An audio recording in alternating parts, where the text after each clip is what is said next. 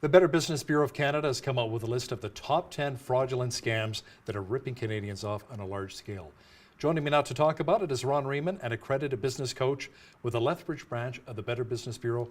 Welcome back to BCN, Ron. Good to be here, Hal. Thank you. Last year, Canadians lost over $121 million to scammers. Amazing. That's double the amount from 2015. Yes. So why is this happening? What's going on? I don't know why it's happening. I think more or less the marketers, or rather the fraudsters and the scammers, are more slick. They're more intelligent for the wrong reasons, and we seem to fall for the traps that these marketers seem to ploy against us.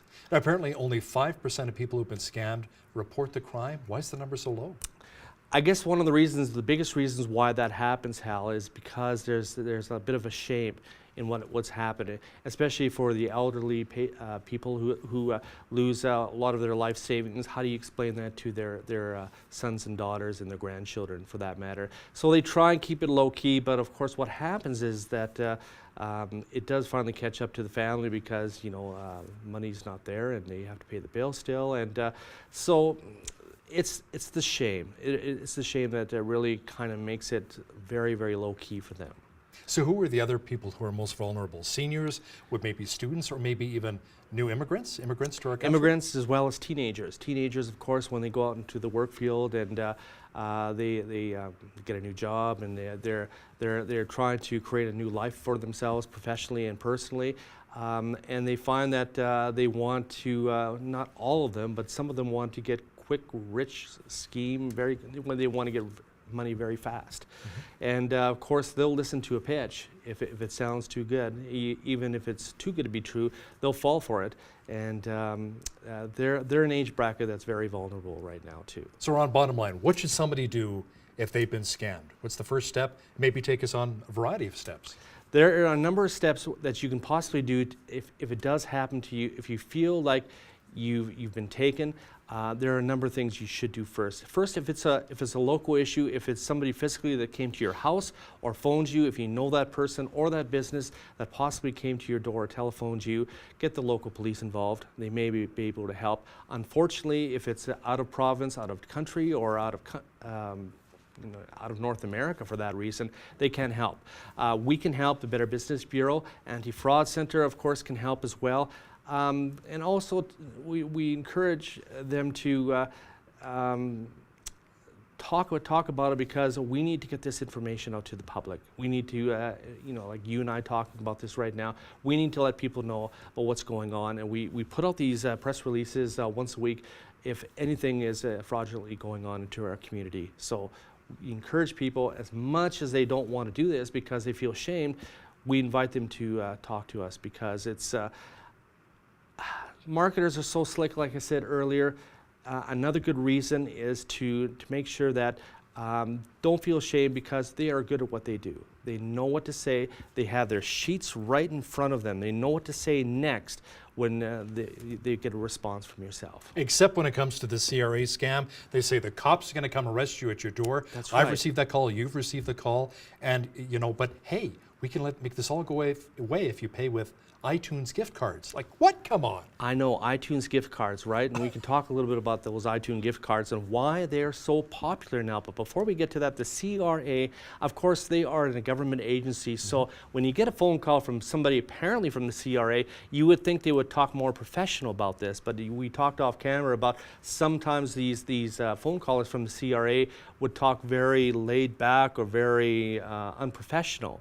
And that should be a red flag. But unfortunately, some people get caught up on the scare tactics that they throw to the listener, to the point where it's like they're terrified, because most of, not all the time, these listeners, these consumers have done nothing wrong in terms of breaking the law or cheated on their taxes, for that matter.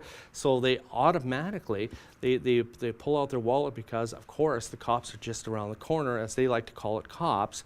And of course that's not true. And one big tip to always realize with the CRA, they will not phone you unless you specifically ask in your tax returns with your accountant that you want to get a phone call. They will always email you, or they will provide a snail mail response all the time. One of the top scams involves romance. Why don't you tell me a bit about that? Romance is one of those trickier things that most of it is done online. The activity, that is. The scammers and the fraudsters will put on a painted picture of not themselves, but a picture of someone who they're not, and of course a name and how old they are and what they actually do. It's all make-believe in terms of trying to put on this best impression for this would-be person that you want to bilk as many thousands of dollars as you possibly can. And what happens is that some people will fall for it, and the scammer is trying to build that trust into that listener, and they do that over a long period of time, perhaps 6 to 8 weeks. And when it gets to the point where they know they can trust that person, then they'll bring in the monetary discussion. And just a few years ago, there was an incident in Alberta, northern Alberta, I believe Camrose or Wetaskiwin, and the poor lady was bilked over $80,000. And one piece of advice, if it happens to somebody who wants to meet this person, do it in a public place. If they are who they think they are and they're the real deal, have them meet at a coffee shop or meet at a restaurant. You know, so just to make sure that they take the necessary precautions. Exactly. Right? Ron, it sounds like with some of these scams, we really have to check our emotions at the door, don't we? We sure do. A lot of times we have to kind of look at the big picture and say, is this, you know, I tell consumers who phone me over the phone and I say, you know, it sounds so cliche, but follow your gut. Your gut will always tell you if this is too good to be true, and that's the old adage. And we always have to remember that we always have the power to either hang up the phone, slam the door, or put that email link in the recycle bin. And just always remember that reputable companies, especially if they come to your door, they'll give you time to think about a purchase if you are interested, instead of the very heavy sales tactic part of it. Reputable companies will phone you the next day and say, hey, listen, can I call you and say, maybe get your answer, let you sleep on it, and that sort of thing. So to summarize again, you've got the power. Hang up the phone if you have to. How about some of the online purchasing scams that are out there right now? Let's talk a bit about those. The biggest one right now is skin creams. We get a ton of ladies, at least I have, my office has been phoning my office in terms of skin cream products. And they get it through magazines or television infomercials, and whereas you get this free product, or you get a product that practically it's next to nothing, and it comes to your door, and you think that, well, I've just got this free product, so I'm done with it, and man, it's not too bad, but I don't want to buy it anymore. But what happens is that you don't read the fine print, and they'll start shipping out some more of that skin cream, unaware that they're also dinging your credit card at the same time. And the fine print, the terms and conditions are never mentioned, although, you know, when you look at those small wordings on the bottom of the screen, it just says right there, of course, who can read it. But a lot of people just are unaware that, oh, well, I guess I got more free cream. This is just wonderful, until they get their bank statement. Yeah, and that's right. So what happens is they phone the credit card company, and of course they're going to say, well, maybe not. You may have to phone the company. You phone the company. Of course, they're not from Canada. They're from the United States. And if you're lucky enough to get them on the phone, and if you're lucky enough to have them cancel your subscription, which is a great thing, but sometimes it doesn't happen that way. How about just cancel the credit card? Cancel the credit card is probably the fastest thing to do right now. How about employment scams? Some of those are floating out there too, right? Yeah, and what happens is that they're through a magazine or an internet page. On the side of the page, it'll say, for $100,000 we can make you manager, and like this apply now. You can become a manager of so and so. You can make this much working with us. And what happens is that these companies here, they won't do any sort of check on you. They won't do any sort of background check. They'll just offer you the job, but they also want a processing fee before they hire you. And of course, that's a red flag right in itself right there. Isn't there also the fear of identity theft too? You give them all your personal information? Another big thing right there too. Right? Yeah, you pass on a lot of the personal information, and of course the bottom line is that if they're not going to get money from you, at least they want to get your personal information from you. And we've all heard the term phishing scams. Yes. And we're not talking about going for trout or salmon. No. So what exactly is a phishing scam? A phishing Explain to scam our is viewers. a phishing scam basically is using a very popular logo of perhaps any company in North America, plastering it on an email, plastering on a snail mail, any sort of correspondence.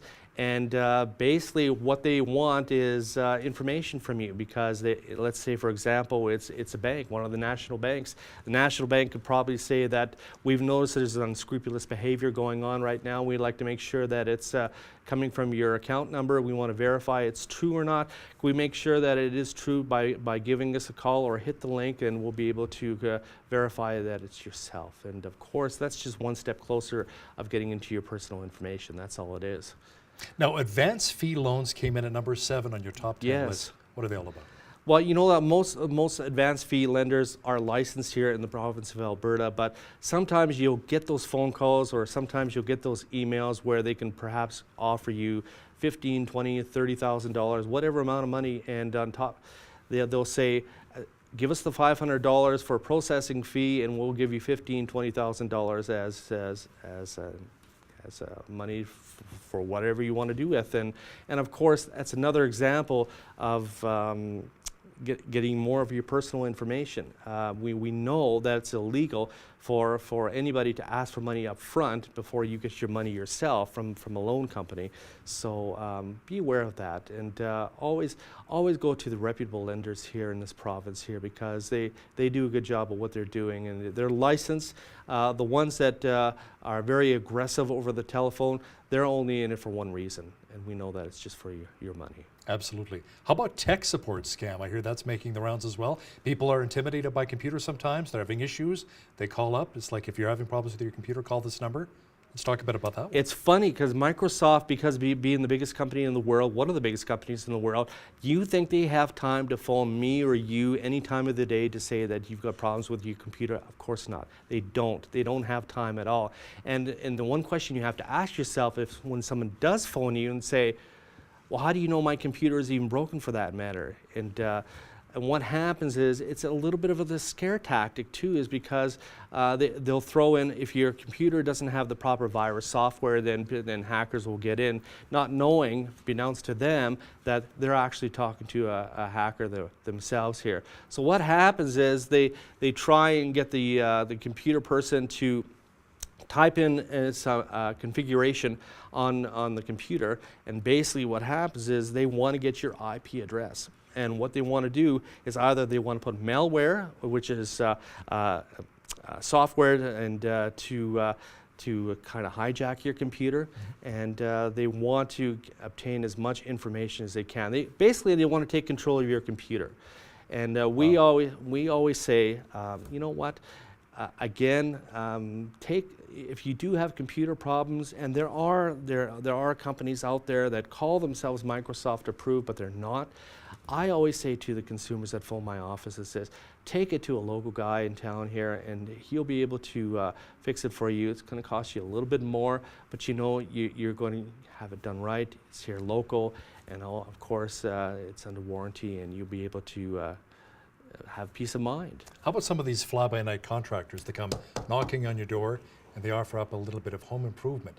But a lot of that can be a scam as well. Lots of times, and using the pavement is a good example of that right now. As we approach warmer weather right now, and more spring renovations are being tackled.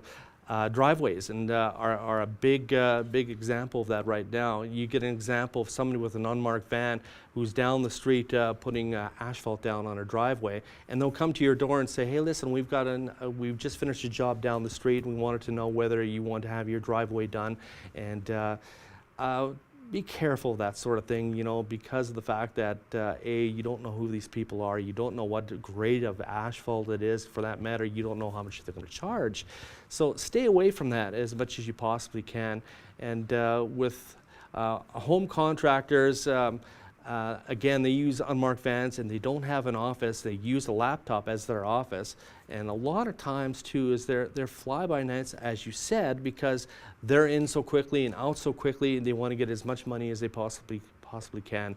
And please don't give them any deposit until you sign something on paper. Yeah, I was going to ask, let's say, at the average concrete driveway with the rebar is around $10,000, they say, I want $7,000 right up front before we even start. I always tell the consumers a 3-3-3 rule, 3 before, 3 during, and 3 after. It provides that incentive for that contractor to make sure that they get the job done. Now, what about the bank investigator scam? That's interesting. That's very slick. That's a very slick one. It involves more than one person. Okay. And again, it goes back to the banking thing where somebody from the bank supposedly phones you up and says, well, we have some illegal activity going on with your account, and we want to direct you to the bank investigator. And what happens is that they're going to give you the legitimate number of the bank investigator, the legitimate number, but it gets rerouted because what happens is that they buy that number, and the next thing you know, before they hang up, the other person comes onto the line and says, hi, I'm the bank investigator. I'm here to take care of the situation that you've spoken with that person earlier. And it's a 2-person job, basically. An employee from the bank and then somebody who represents themselves as a bank investigator. It's very slick. And the scammers do a lot of practicing to get this done, and they make it look really legit. They do it in the early morning hours before the banks are even open. That's how they do it. And when we're just waking up sometimes early in the I morning, know, too. and a lot of times we don't have our ball bearings straight, Yeah. and all of a sudden you just say yes to everything. Ron, how often should we change our online passwords, and what kind of passwords should we avoid? Like maybe using our birthdays, perhaps? That's a good thing too, but make sure you add an asterisk or a comma or a punctuation mark, or to kind of mix it up with the uppercase or lowercase a letter. Please do it every 90 days. We notice that some people who buy a laptop, say an iPad or a desktop, they'll just kind of like overshadow the password, and they'll just leave it open. And some people will actually use the password as 1, 2, 3, 4, 5, or admin, or even the word password. And some of these scammers are pretty good at figuring out, trying to go into the minds of people of passwords. So to summarize your question, every 90 days is a good time to change your passwords. Now, you also have a scam tracker on the Better Business Bureau website. Yes. Tell me more about that. On our website, www.bbb.org/Calgary, we have information for people who feel that they've been scammed or frauded or have suspicious activity happening with them. We encourage them to leave information about that, so people like you and I can look at that information for our own purposes. Ron Riemann, accredited business coach with the Lethbridge branch of the Better Business Bureau. Thanks a lot for joining me in studio Hal, it's today. a pleasure. Thank you for having me. You bet. On behalf of all of us here at BCN, I'm Hal Roberts. God bless and have a great night.